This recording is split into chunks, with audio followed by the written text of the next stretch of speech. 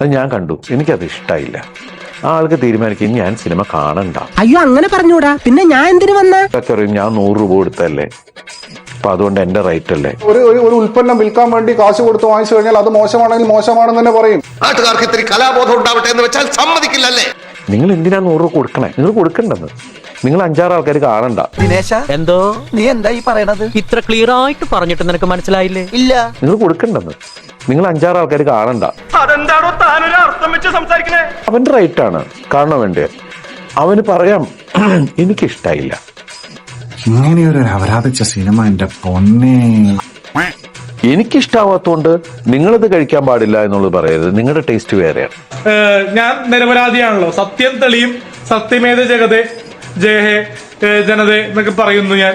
100% നിങ്ങൾക്ക് പറയാം കഴിക്കരുത്, കാണരുത് എന്ന് പറഞ്ഞാൽ അത് പോയിസൺ ആയിരിക്കണം. നിങ്ങളുടെ ആരോഗ്യത്തെ അത് കേട് ചെയ്യുന്നുണ്ടെങ്കിൽ നിങ്ങൾക്കത് പറയാൻ റൈറ്റ്. ഇവിടെ എല്ലാം ഡീസന്റ് അല്ലേ സാറേ? നമ്മളൊക്കെ തറവാട്ടി പറഞ്ഞല്ലേ? പറയുന്ന കുറച്ച് പേര് എന്തിനാ ആ ഹാബിറ്റ് കളയേ? എന്തിനാ ഇവൻ പോയിട്ട് ചെയ്യണേ? അവന് വ്യൂവേഴ്സിനെ കൂട്ടാനല്ലേ? തൂക്കിയല്ലോ നാദാ. സെൽഫിഷ് മൈൻഡ് അല്ലേ? നീ ഒന്നും പണയണ്ട എടാ, ഈ കാരണം പറഞ്ഞ് നമ്മൾ തമ്മിൽ ഉടക്കുമെന്നും കാക്കാത്തേനോട് പറഞ്ഞു. അത് ചെയ്യരുത്. നമ്മൾ മനുഷ്യരല്ലേ? എല്ലാം പറഞ്ഞ് കോംപ്ലിമെന്റ്സ് ആക്കി, എല്ലാ ഒത്തുതീർപ്പാക്കിയെന്ന്